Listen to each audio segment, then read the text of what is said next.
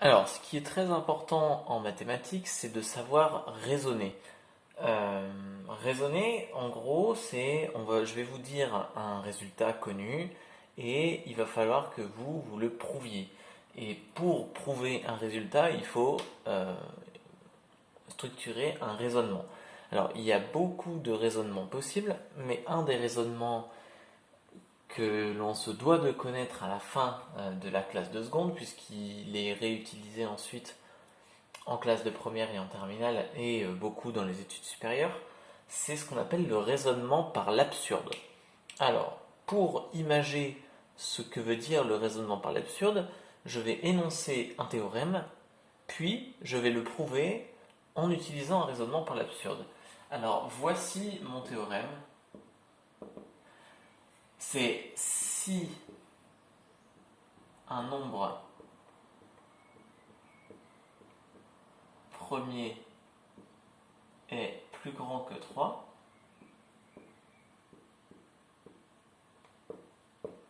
alors il est impair. Alors, encore une fois, ça vous semble logique? Ça vous semble logique puisque dans une des vidéos précédentes, j'ai en plus dit que si on est un nombre pair plus grand que 3, alors évidemment, ça veut dire qu'on est divisé par 2. Oui, mais regardez comment je viens de formuler ma phrase à l'instant. J'ai dit si on est un nombre pair. Ça veut dire que là, on parle de nombre impair et moi j'utilise la notion de pair.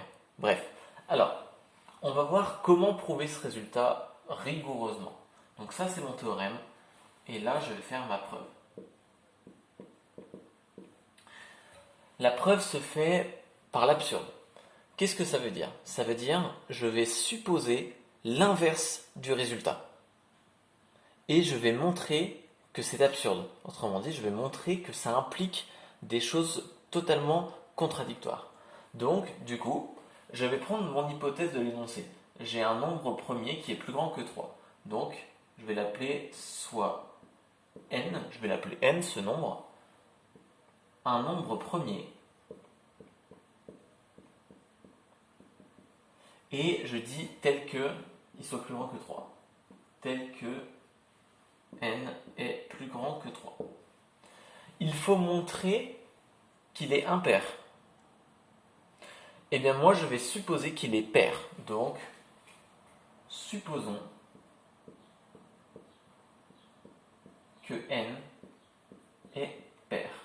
Donc, autrement dit, je suppose le contraire de ce que je dois montrer. Ça veut dire que cette supposition doit me mener à quelque chose de totalement faux, ce qui me prouvera que ce que j'ai supposé est faux. Auquel cas, ce qui est énoncé est vrai.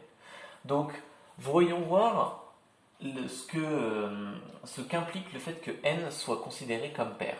Si n est pair, alors 2 est un diviseur. Comme n est pair,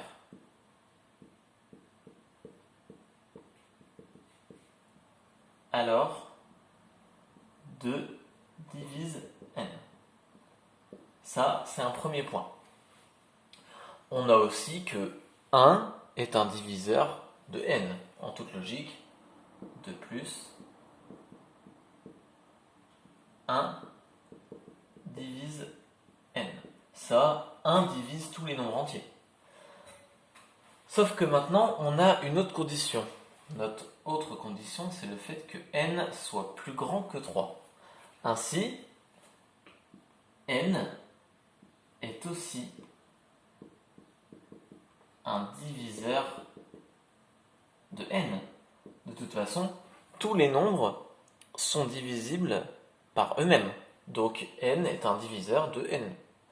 Bon, le truc c'est que ici, vous remarquez que j'ai un diviseur, deux diviseurs, et n est aussi un diviseur, et trois diviseurs.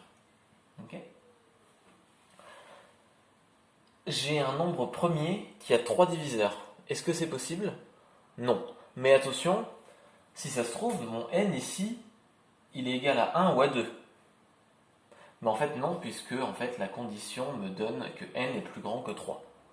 Donc finalement, 1, 2 et n sont des diviseurs de n. Sauf que ça, c'est une phrase qui est totalement absurde, puisque on a dit que n était un nombre premier. Ici, n, un nombre premier.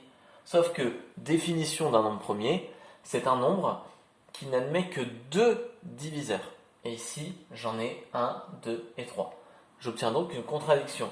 Alors, pour noter une contradiction, vous notez soit un petit symbole, un petit éclair vers le bas comme ça, soit vous pouvez faire une phrase en disant on obtient donc une contradiction. Moi, je vais écrire contradiction, je vais l'entourer comme ça, contradiction.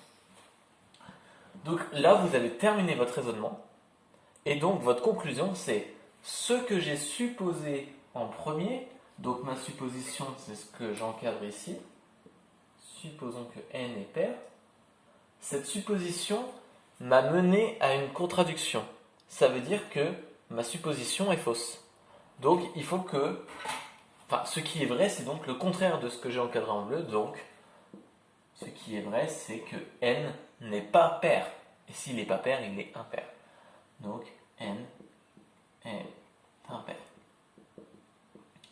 Alors on pourrait croire que ça fait beaucoup de lignes pour prouver un résultat si simple, mais finalement, c'est juste parce qu'on y a mis les formes, et tous les raisonnements par l'absurde se rédigent comme ça.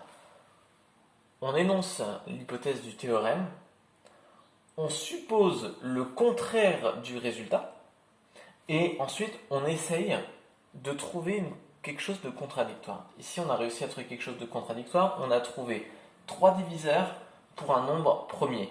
C'est impossible. Donc c'est une contradiction, donc ma supposition est fausse. Donc le résultat énoncé au début a bien été prouvé. Une fois qu'on a prouvé un résultat, on met un petit carré comme ça à la fin. Ce petit carré signifie fin de preuve. Ça veut dire CQFD, ce qu'il fallait démontrer.